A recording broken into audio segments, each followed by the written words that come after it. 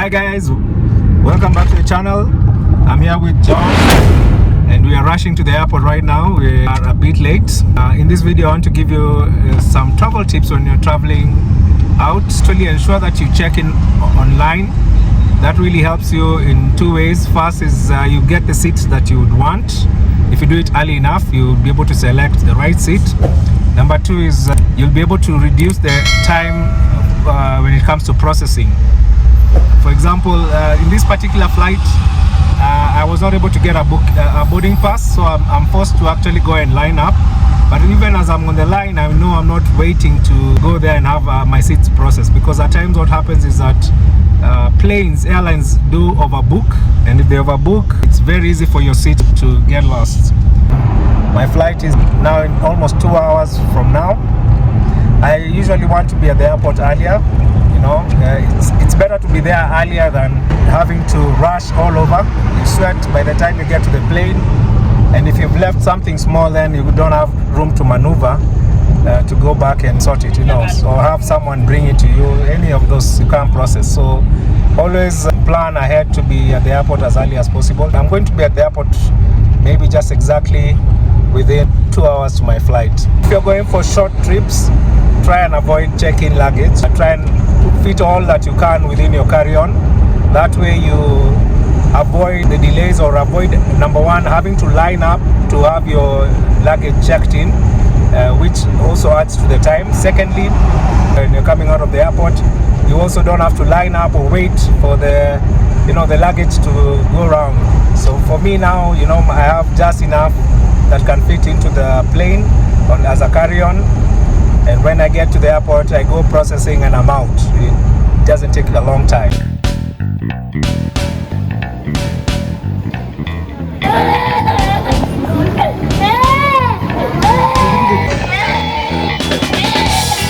Get there early and pray you don't get a kid on your side.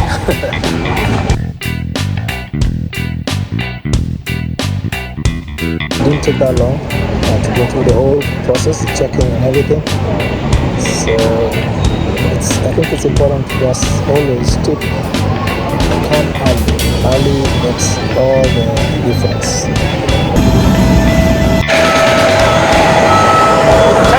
Getting behind the back of the plane, closer to the body here, you can actually get to go in faster. Like right now, we are just second after the first class of the rest.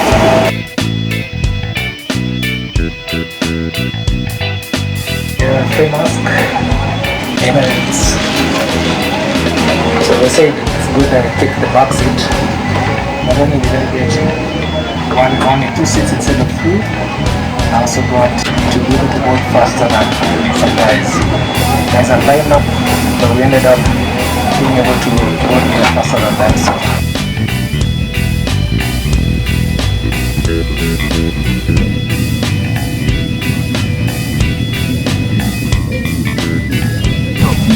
Switched off and served correctly.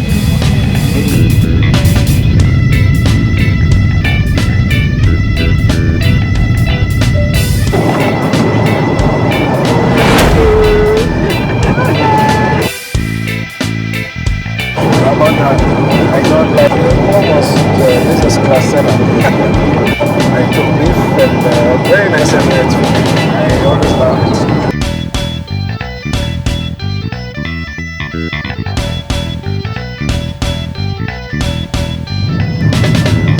Register for the loyalty programs. It's very important. Sky Rewards and this loyalty rewards program for plane airlines, because if you get to fly a lot with them, then you earn miles, and which you can convert into cash and other things. So for like this particular flight, it was covered using half of it was covered using the miles. All the miles are used up. The miles that I flew last time, the miles that I expired in the end of this month, they're all used up to bring down the cost. Actually, the miles paid more than what I paid in cash. Not only for airlines, any other thing. If it's hotels, get those cards. Just, you don't know, you might get your self-traveling many times after, and you can actually do something with those points.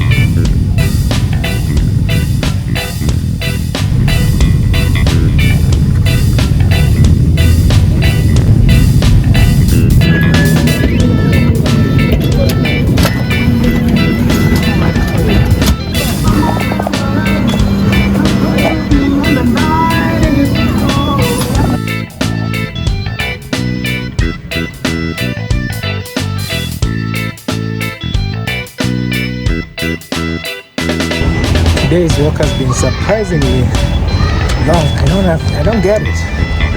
We're walking and walking. I think we are put very far away. So now it's a long, tedious walk to the immigration, the security desk, baggage claim and stuff. Yep. But anyway, at least we are here. Thank God we've landed. Praise be to God. So another tip, try and put all your documents somewhere where you can easily access all of them. Because travel nowadays, post-COVID is all about walking with documents. Feels like you're walking the whole length of the airport, man. It's very far. Extremely far. We walk like the whole length. One side of the airport to the other. Maybe not. I'm sure the airport is much bigger than that.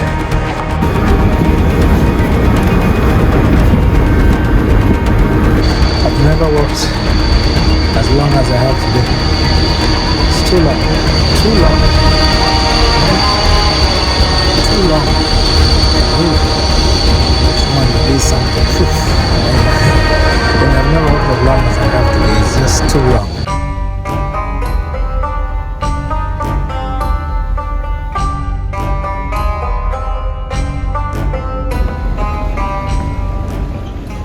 Hello. Okay, you will have our car. We'll come to pick you up at your hotel. Okay. It will be really a pleasure to drop you in Spain. Tomorrow. Exactly. We're staying tomorrow. And this is first group, and I'm staying at one of their hotels. Exactly. The first collection. So guys, how about that? God has his ways, man. I just decided to stop by these guys, and they gave me an offer I could not refuse. And I think makes actually my plans for tomorrow much easier, because they take me directly to Ski Dubai after going for that investment talk, which is part of what I need to do here. So let's see how I'll film that.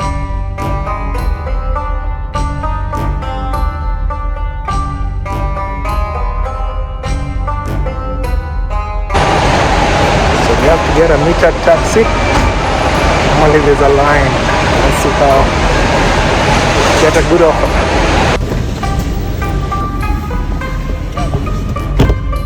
Hi. So we are in Dubai officially, and I'm in a taxi with Mr. Unais from India, and he's taking me to the hotel. Very interesting facts: when you're coming to Dubai from the airport and you take a metered taxi, it starts at 25 dirhams. And starts counting at 25 dirhams, and after that it's counting at what per kilometer? How much? Around 2 dirhams, 35, 32 dirhams. Okay, 2 dirhams 33, yeah?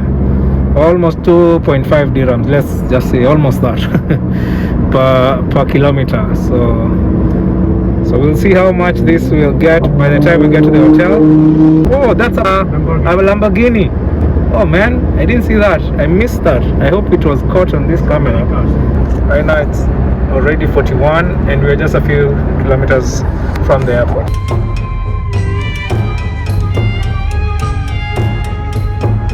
Yeah, the problem with the meter is exactly this. There's an accident, the meter still counts, right? Yes, it's the kilometer fare. That time is minute time frame, not kilometer.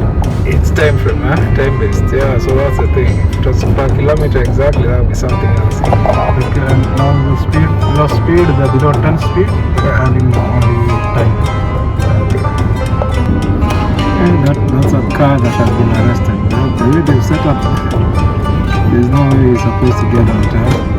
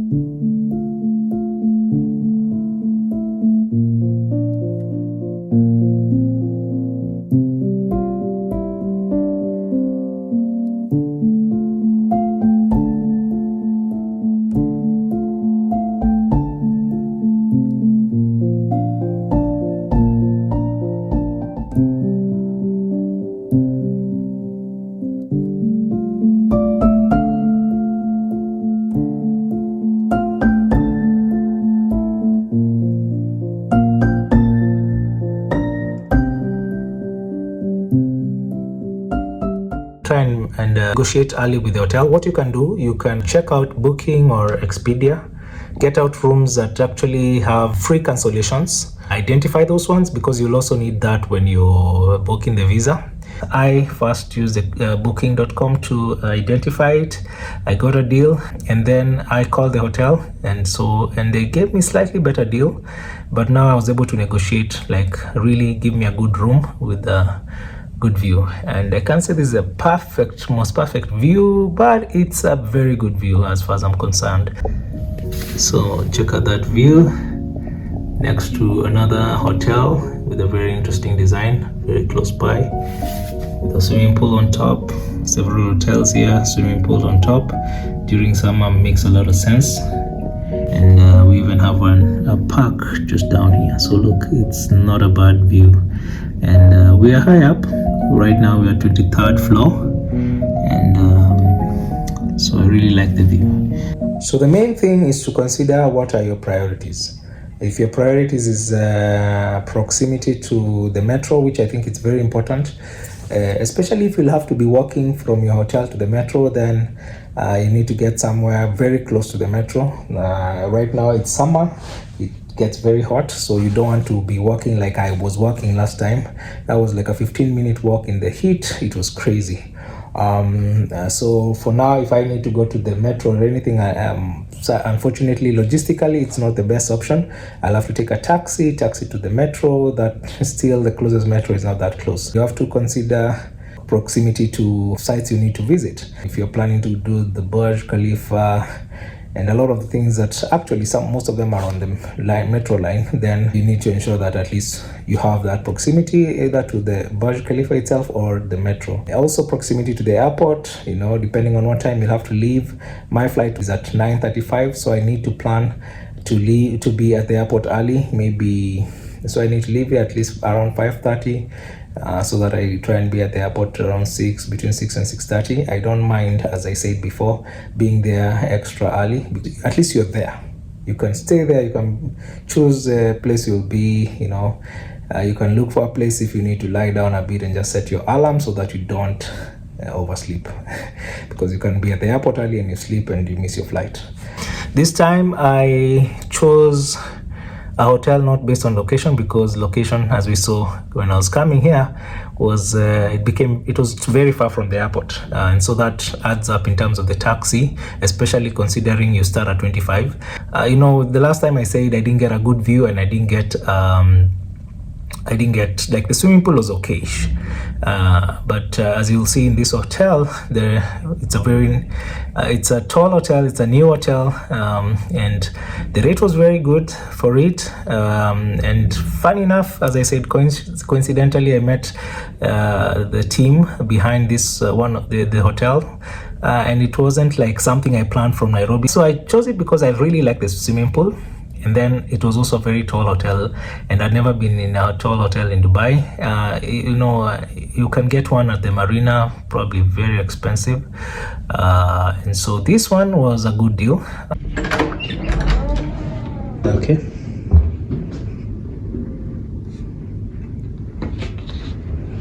Thank you. I don't know where you're going to put it. Okay. Okay, put it in the table, in the small table.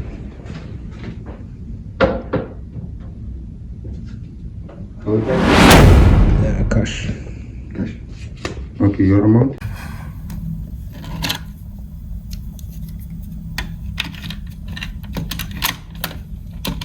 Another great tip is use universal multi-plug, so you have multiple inputs, but also different options for getting in the power.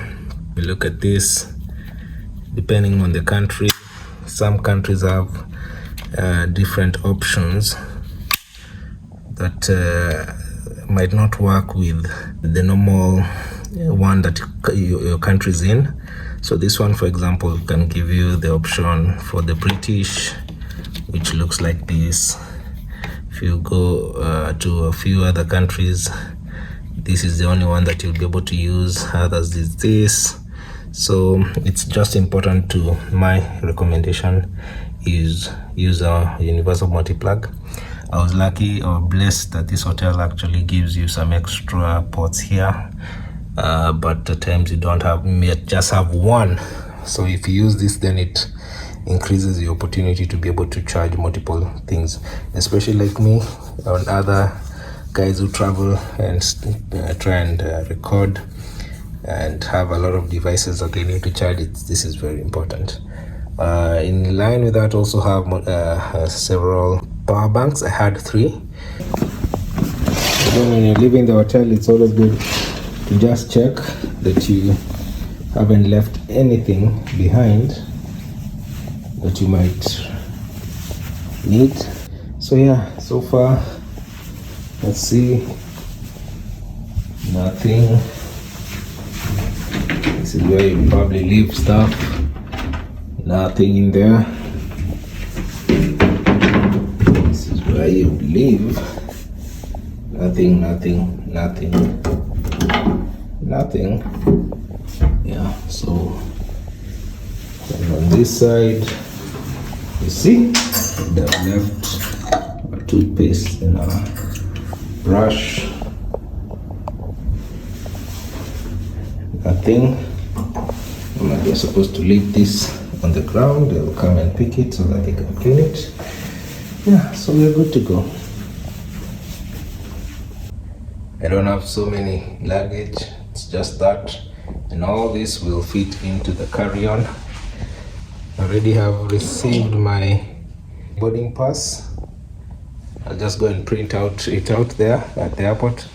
After that, I'll be good to move around. As I said, I normally don't check in, and especially for short stays like this. المحطة القادمة هي مول الإمارات. The next station is Mall of the Emirates.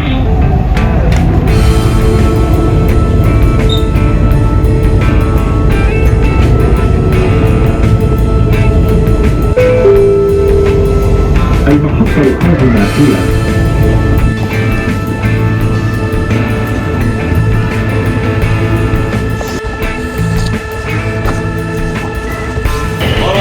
the airport, on my way out. I'll try and go through a couple of tips very quickly. So in case you find yourself you're traveling, you try and have those. First, you travel in dollars. It's very important. Dollars is accepted almost everywhere.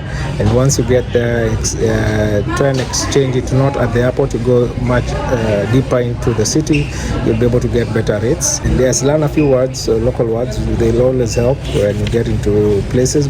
Dubai was good. Most people speak English, so that wasn't much of a problem. But when I travel other places, I try and get to know at least how to say hello, thanks, please, and goodbye. That's important. If you can't book bed and breakfast, that really helps most of the time, because what happens with that is that first, like for me, the last few days I've not actually eaten that well, but I've always tried to have a heavy breakfast. I try and have that like hold me for the better part of the day, and that really works. At times when you travel, like now for me it was a short visit, I was so busy running up and down. Yes, another thing is to plan your excursions and sessions, or obviously the way you normally do, based on proximity to each other, so that if you're going to be visiting 2, 3, 4 places, try and have them all around the same area. Logistically, it's easier and also cheaper to do. Keep your cash and cards like separately in different areas, so that in case anything happens, let's say it's in a bag and the bag goes, or in a wallet and the wallet is stolen or something, and you forget it somewhere, because it's like very easy to forget it, maybe in the car or something, then you don't lose all your documents, you don't lose all your money, you have something else to help. And so that really helped me. I separated my cash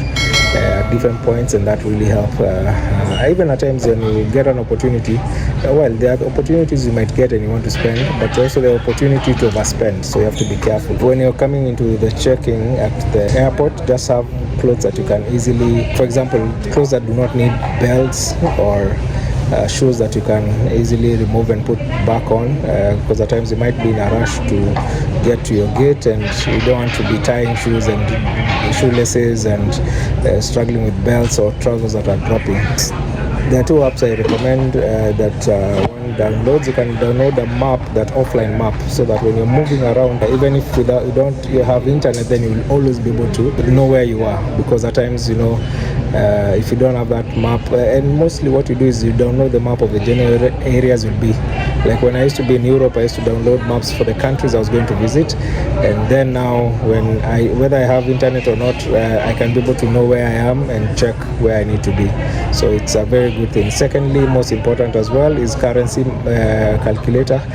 That really helps. You can be able to always just before you spend, at times you forget, you try to calculate in the head, but if you have the calculator, you can always just key in the figures, and you have relatively and a good approximation of how much you actually spend, because it's a thing that actually messes up a lot of people. For us, for example, 1,000 shillings might be $10 or might be less than $10, but maybe you're always working with 10, and then eventually you wonder where your money went.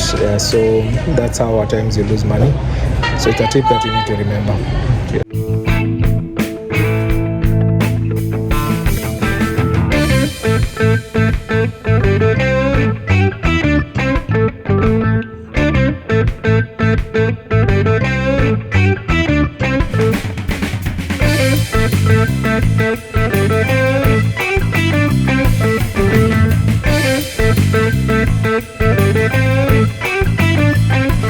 That concludes my top travel tips. Please let me know in the comment section which tip you found new and interesting, and also which important tip you feel I left out. Thanks as always for watching my videos. If you're new here, please do not forget to subscribe and hit the notification bell so that you are alerted as soon as I post new videos. And see you in the next one.